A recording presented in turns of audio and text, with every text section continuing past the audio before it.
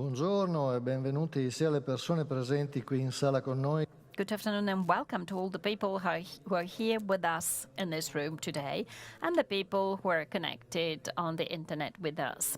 Welcome to this appointment within the Festival of Economics in Trento 2020. So the topic we're going to debate is it possible to give a prize to the future of our planet? Human organizations often have to make decisions that have their effect for a long, long time after. For a government, for an international institution, the time horizon for these effects to be seen might be dozens of years or even centuries. Think about some economic policy decisions like the ones to mitigate the risks of climate change or the strategies of adaptation to climate change, or again, very important choices in terms of the infrastructural development of a given area. To make a decision like this, it is necessary to have a tool to analyze and to support the decision-making process. And thinking about a long time frame, a long term, it is clear that a lot of information which is contained in this process start as hypotheses. And of course, these hypotheses must be based on one hand on scientific data. This is the case when we talk of climate mitigation strategies. The multidisciplinary approach, including atmosphere physics, economic considerations, demographic data, they're all important and fundamental factors. But on the other hand, you need also a shared method. This is why many national governments, as well as international institutions like the European Union, have devised guidelines to try and have a shared orientation for this type of calculation, which after all is an economic calculation. And within this economic calculation, it is clear that the attempt at measuring the costs and benefits that will develop in the very long term and at different time frames requires the weighting of what happens in different time frames. Economists refer to this as the discount factor issue. The discount factor has one fundamental parameter, which is the interest rate. Well, we have the privilege today to talk about this with Christian GAFFEO, whom I'm going to introduce in detail, but first I would like to welcome him here with us today. Hello. Grazie mille, Christian, per essere qui. Thank you, Christian, for being here with us today. Professor Christian GAFFEO is one of the best-known environmental economists. His career and his CV are very prestigious, and it would be too long to report about all what he has done and written in detail. Therefore, I will only briefly hint to that. Professor GAFFEO is the founder, together with Jean Tirole, of the Toulouse School, one of the most important institutes of economic research worldwide. He's a fellow of the Econometric Society. He has received an advanced grant from the European Research Council in 2011.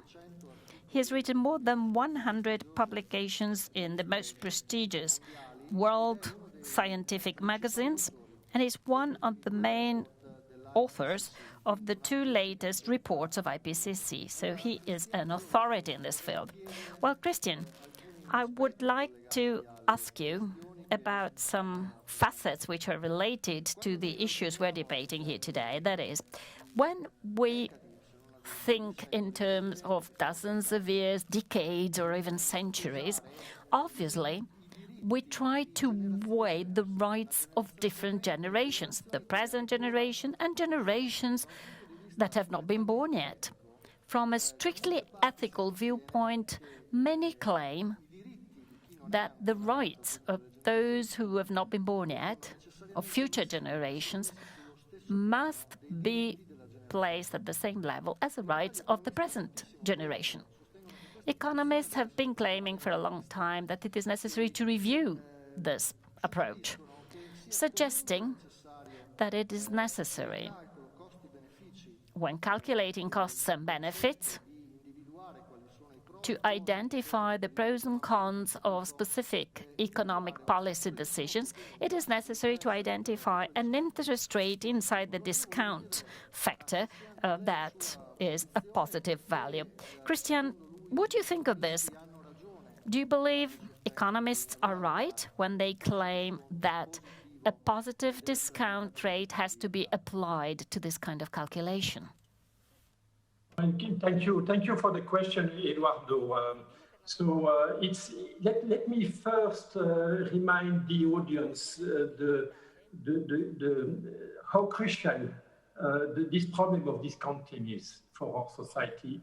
In fact, when we are talking about discounting, we are talking about how do we translate our responsibilities toward future generation into a way of computing and determining how much of our current revenue should we devote to satisfy our immediate needs, and how much should we devote to savings and investments that will be useful for future generation to create value on their own.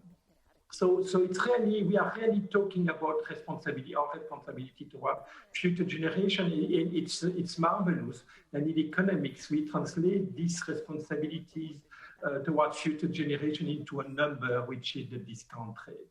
So because we think that facing our responsibility toward future generation is critically important, it's critically important to understand what's the origin of discounting and why we discount at the positive rate, that is, we value the future less than we value the present. And that's critically important, as you explained, when we think about climate change.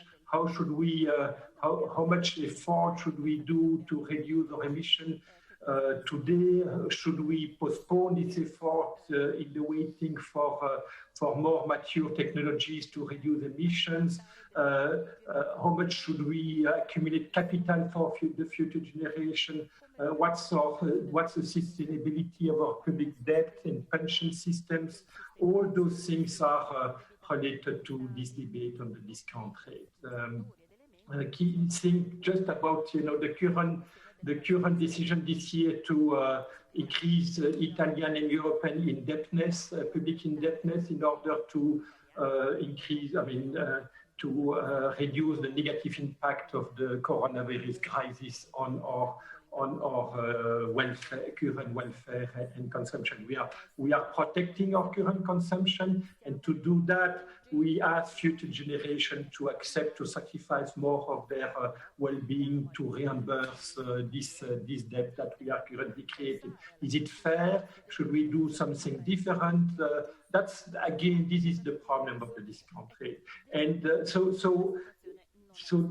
this discount rate, which is the price of time, the price of the future, how do we value the relative impact of increasing consumption at different point in time?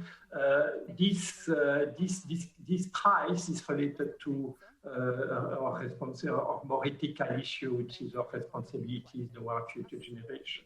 So in a decentralized economy, interest rate and the cost of capital of firms and individuals determine this discount rate.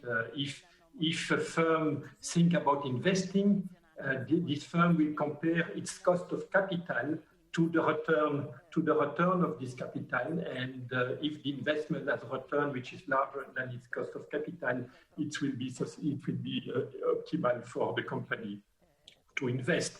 And so, because the cost of capital is related to the return that is observed on the market, so if the firm is risk-free, the cost of capital will be close to the risk-free interest rate.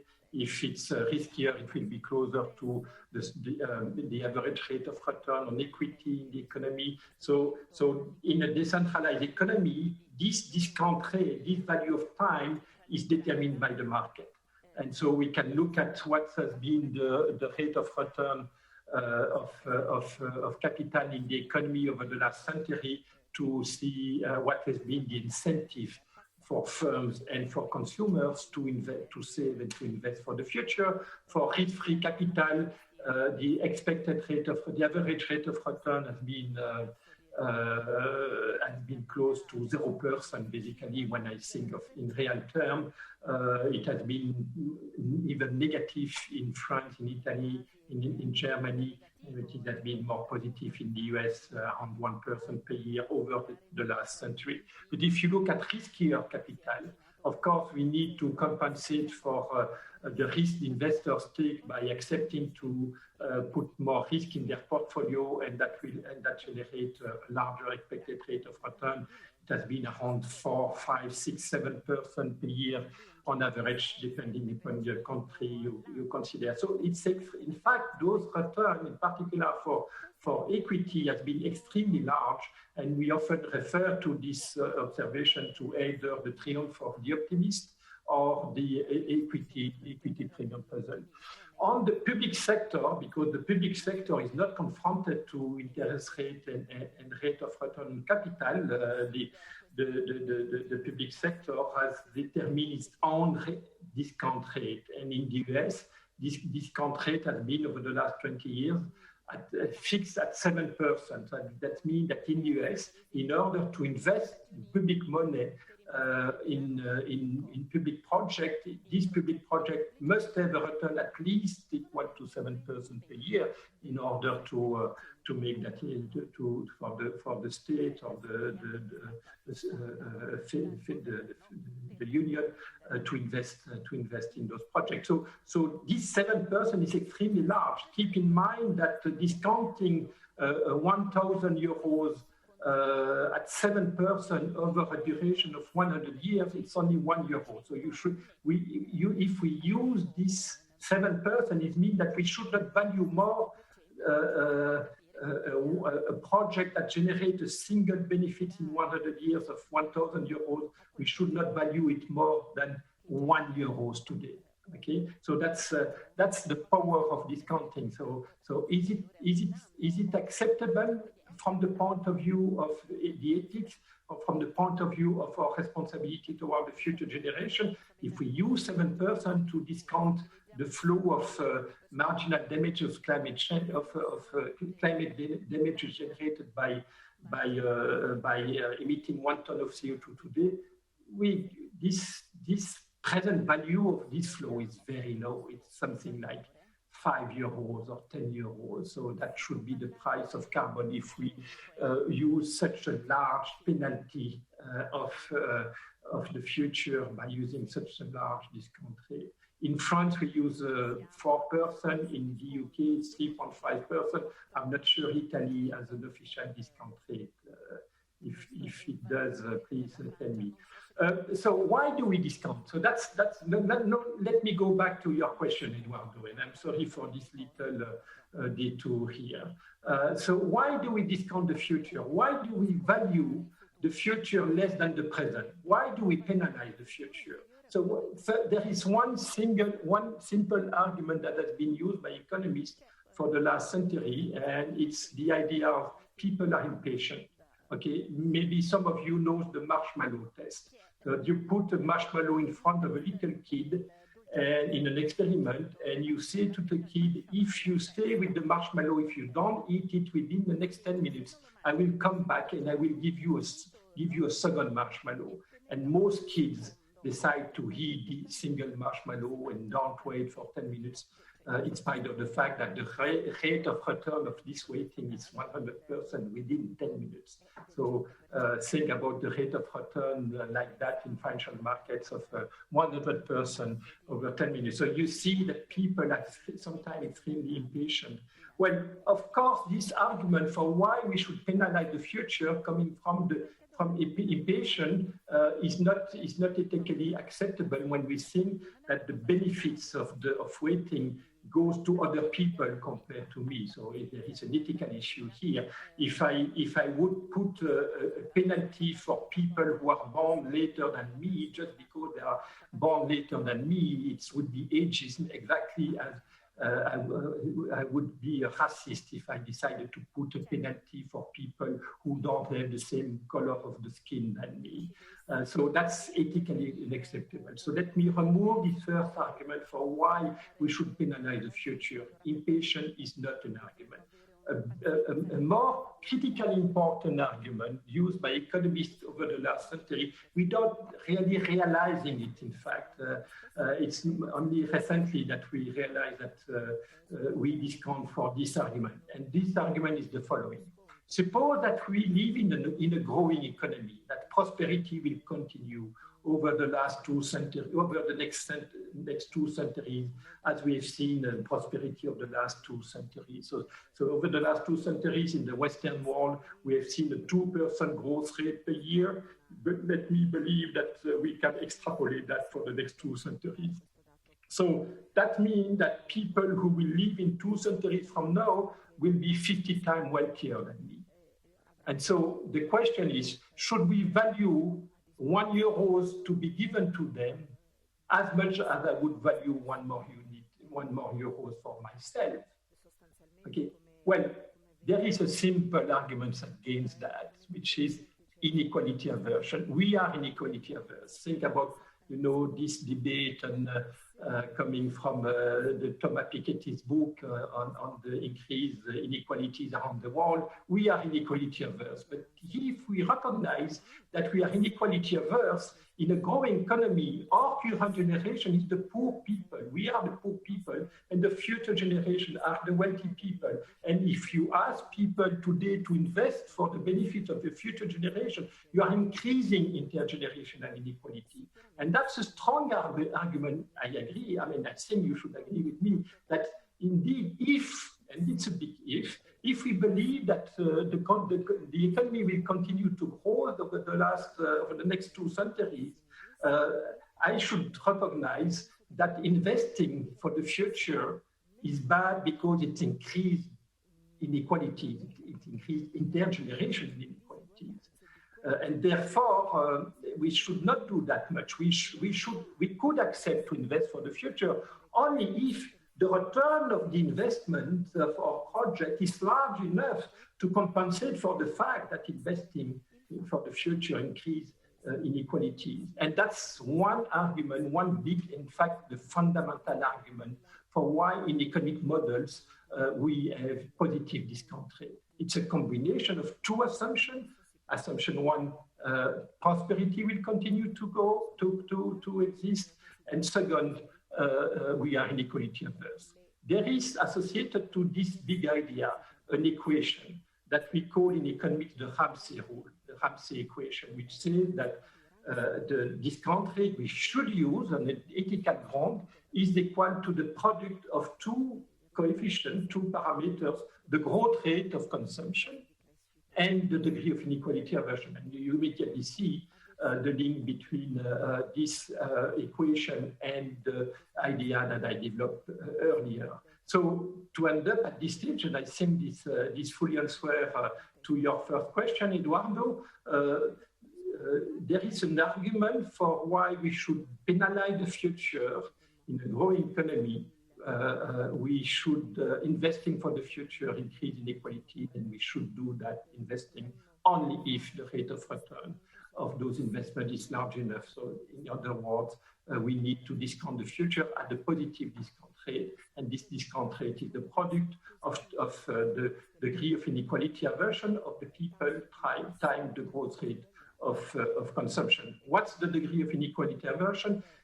Well, in my classes, but we have no time to talk about that here. In my classes, I used to do a little experiment where I asked my students to see whether they accept to transfer money from the wealthy to the poor, in spite of the fact that this transfer generates deadweight loss. And I look at what's the size of the deadweight loss. That was the maximum deadweight loss that they accept to decide to make the transfer anyway. And so when we do that kind of exercise, we get a degree of inequality aversion around 2. And if I look at the literature of the big names in economics that made a stand on what should be this number, 2 is what I get on average. So meaning the Ramsey rule and this argument for discounting the future can be summarized by the fact that the discount rate should be equal to 2 times the growth rate of consumption. So if you believe that consumption will continue to grow at 2% per year, you should use a discount rate of 4%. Grazie Christian. Thank you, Christian, because your considerations enable us to resolve one of the apparently counterintuitive reasoning, so partially opposing ethical concepts with economic concepts. But you were rightly saying that there are big ifs if one talks about these issues. For example, the use of a discount rate for people in their daily lives is something quite known. For example, having some future revenue streams today through, for example, a mortgage means that you have to pay a positive discount rate. But still, we are talking about time frames that are within the lifetime or fall within the lifetime of a single person. But if we talk about time horizons that go well beyond the life of a single person, but will impact on the current generation as well as on future ones, do you think it is still right to utilize the idea of a discount rate that remains constant over time? Or should we rather consider the major uncertainty that is connected to so many factors we don't know whether that will happen in the future? Does this impact on the discount rate as you mentioned it earlier on? That's a critically important question, and economists did not examine that question for a long time, at least from a point of view of the ethics. Researchers in finance have discussed and debated and modeled a situation where they could explain the term structure of the yield curve. That is, the interest rate as a function of the maturity of the bond they consider. But if we look at the ethical issues associated to, maybe we could, that question that maybe we could use 4% to discount project with a very short maturity, maybe we should use a much smaller discount rate for project maturing in decades or in centuries.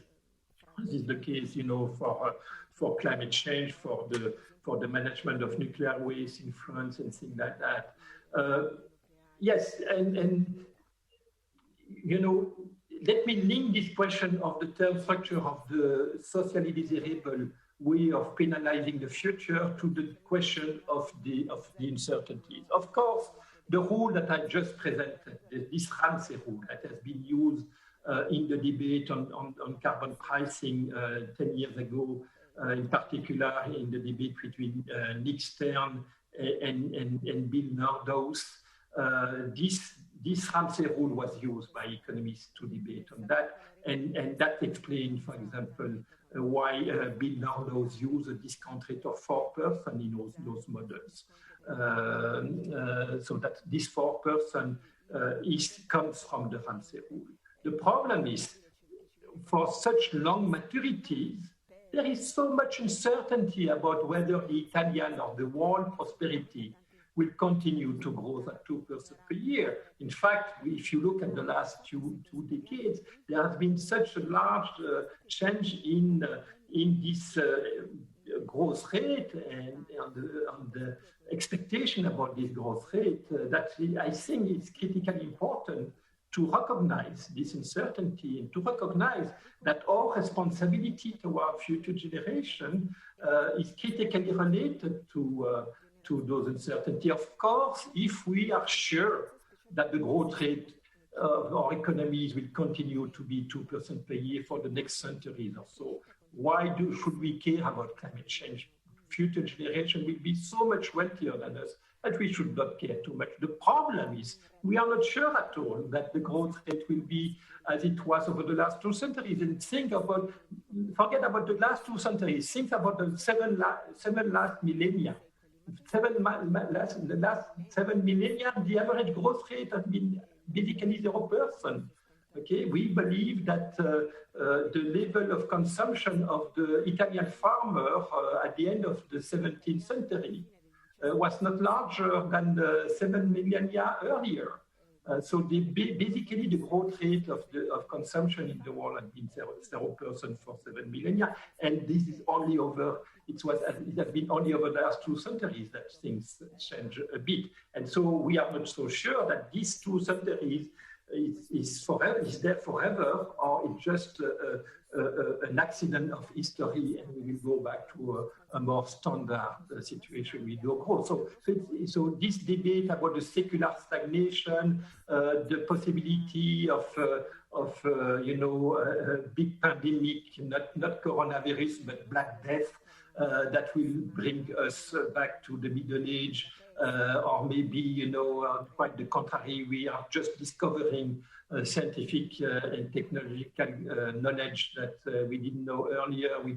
We are only starting to use new technologies of communication, information, and so there are plus and minus when we think about optimism or pessimism toward the future. So the question is, the question is not who is wrong or who is right. The question is, we should recognize those uncertainties, and we should integrate those uncertainties into the way we value the future, into the way we translate our responsibility toward future generations into actions, and those actions must be evaluated using a discount rate. So how this uncertainty affect the way we should adapt the Ramsey rule that I presented a few minutes ago?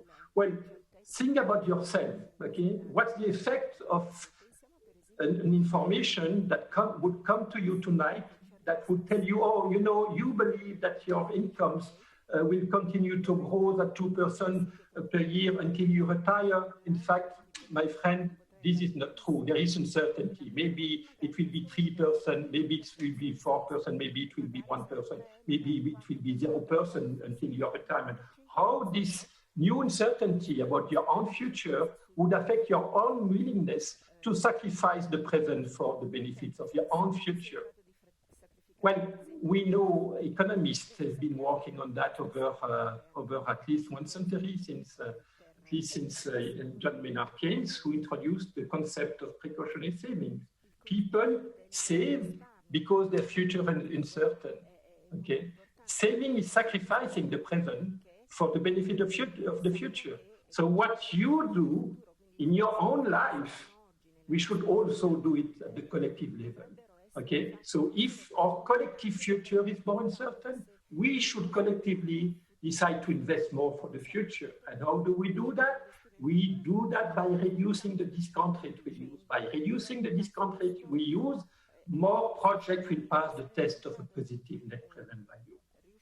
So that's one argument. So I need to adapt the Ramsey rule downward to take into account of basic risk, and there have been estimation of the impact. The problem is the impact is not very large. If you use standard distribution like the normal distribution to introduce uncertainty about future consumption, that would happen if, for example, you use a geometric Brownian motion to describe the stochastic process of growth that is typically done in finance or in macroeconomics.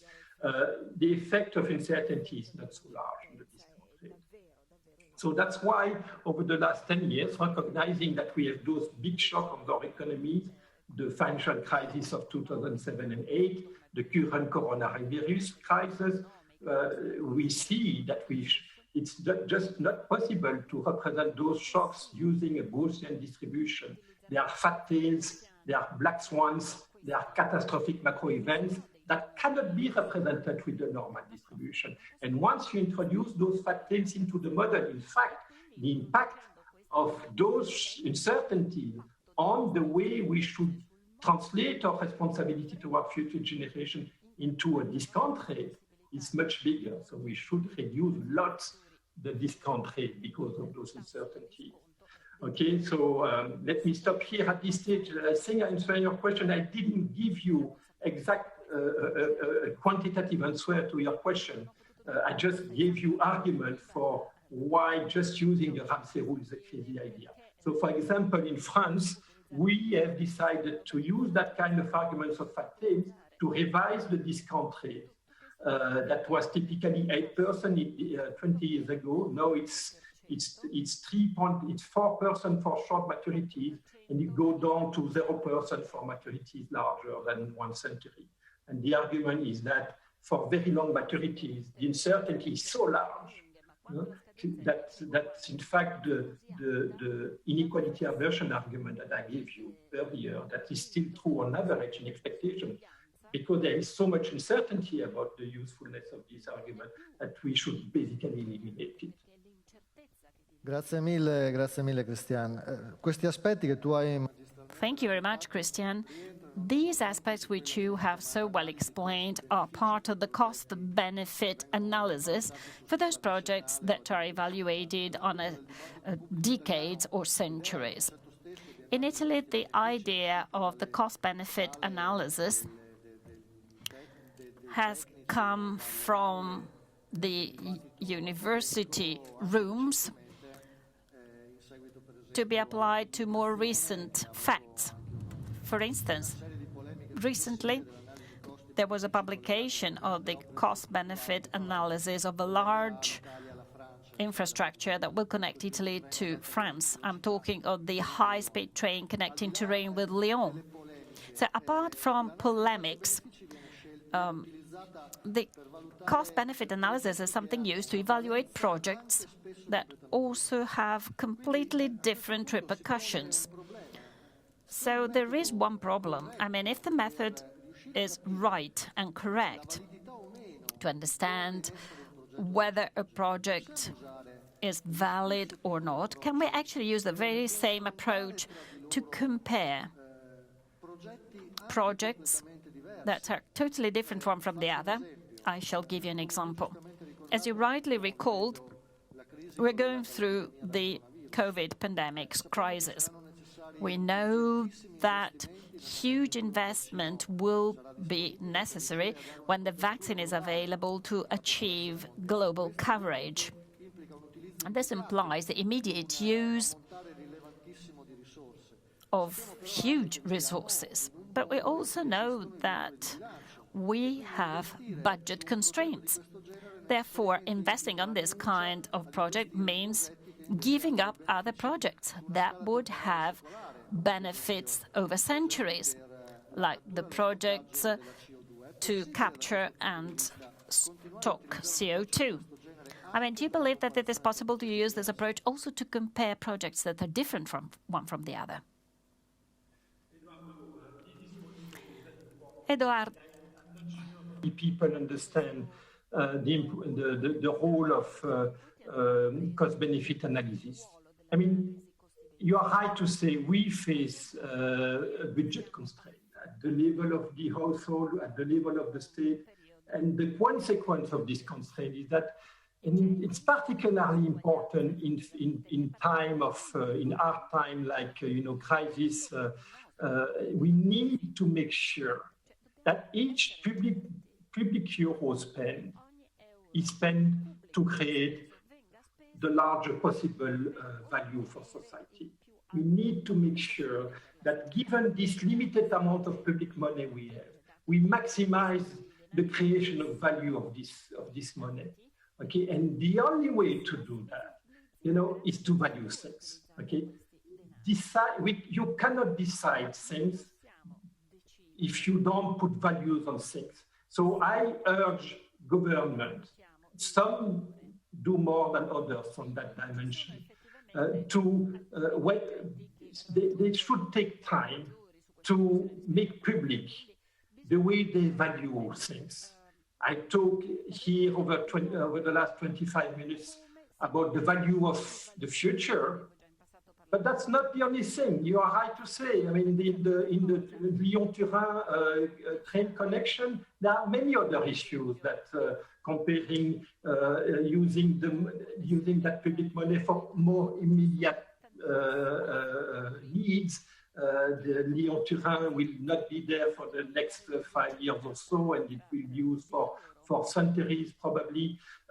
It's not only a question of the way we value the present compared to the future, because that big project has other impacts. For example, it had impact on the number of lives saved on the roads, because if you create this train line, there will be less people dying on the road because they will use the train harder than their car, and we know that train is much safer than cars.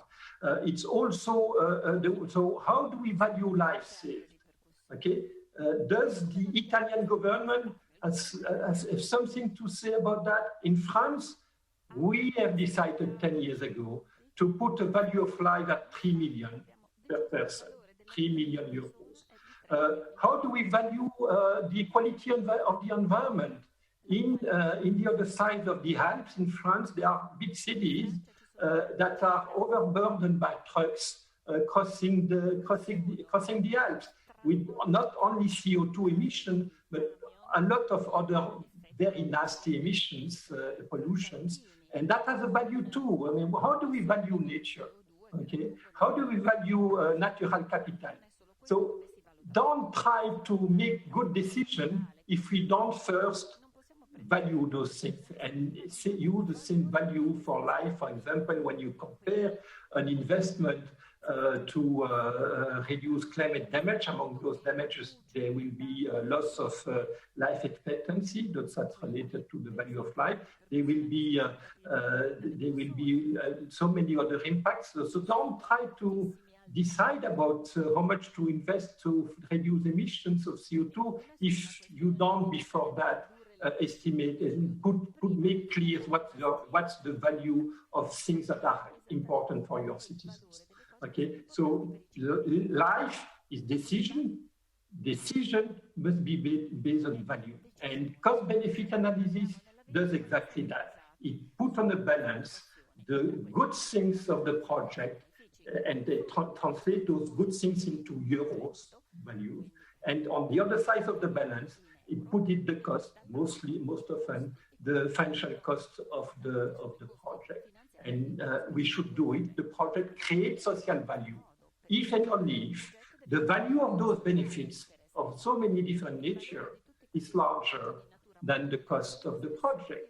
And that's the only way we can rationalize the optimization of the use of public money in order to maximize welfare. Grazie mille Christian. Abbiamo ancora... Thank you very much, Christian. We still have a few minutes, so if there are any questions, we are going to ask them to Christian. We're just checking with our people connected on the internet. So far, we haven't had any questions from them. So any questions from the audience here in the room? Christian, thank you very much for all what you have explained to us today, stressing once again how important it is to analyze extremely complex topics, making use of a scientific approach. Fighting climate change, the need to make decisions today to have a better future for the future generations on this planet requires this kind of analysis.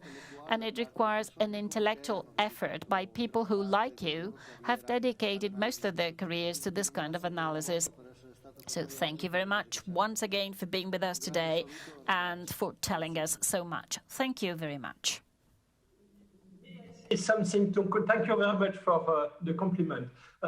Yeah, you're right to say, and I probably didn't stress that enough in my presentation, the role of quantifying the different elements appearing in our models. So I talk a little bit about the way we measure inequality aversion in our society, and it's a critically important dimension. There is another big input in my models, and that need to be based on scientific evaluation. That's the beliefs we have about the future generation. I told you, if we are sure that the growth rate will be 2% per year, we should use that discount rate. If there is some uncertainty, Gaussian distribution, we should do it differently with a smaller discount rate. And if there is there are black swans or fat tails, that should also be introduced in the model, and that will generate a recommendation for the discount rate. The problem is, how do we measure those beliefs? Because this input is critically important to think about what discount rate we should use, how to translate our responsibilities toward the future into operational rules for government, for firms to make investment decision. The problem is these numbers, in order to get these numbers from the model, I need the critical input, which is what's our collective beliefs about consumption in 1 century from now, 2 centuries from now. And that's a problem. That's a problem with the model. So I usually say it's not really science, but let us try to, okay, you tell me what's our belief, what are our collective beliefs about consumption in 2000 and 120, the 22nd century, and given this risk structure beliefs, I will tell you what should be the socially desirable discount rate and which investment project should be implemented and which investment project should not be should not be implemented. So you see, there is a limitation. There is a hard limitation to a fully scientific approach to the measure of our responsibility toward the future generation, because there is no simple way for such long horizons to have a measure of our collective beliefs for the distant future. Keep in mind that for shorter horizon, we have a way to estimate our collective beliefs because we have interest rate.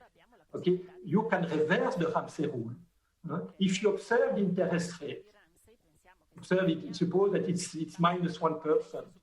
The real interest rate today in Europe, you can reverse the Ramsey rule and say the growth rate, the expected growth rate of the economy should be equal to half this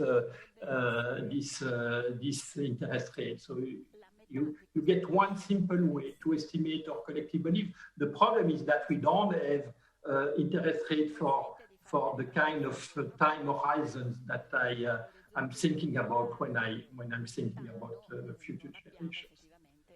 Grazie ancora Christian e un grazie alle persone che ci hanno seguito. Thank you very much, Christian, and thank you very much to all those who have been with us during this very interesting meeting. Please stay with us also because we have many interesting appointments. Thank you very much from Festival dell'Economia 2020.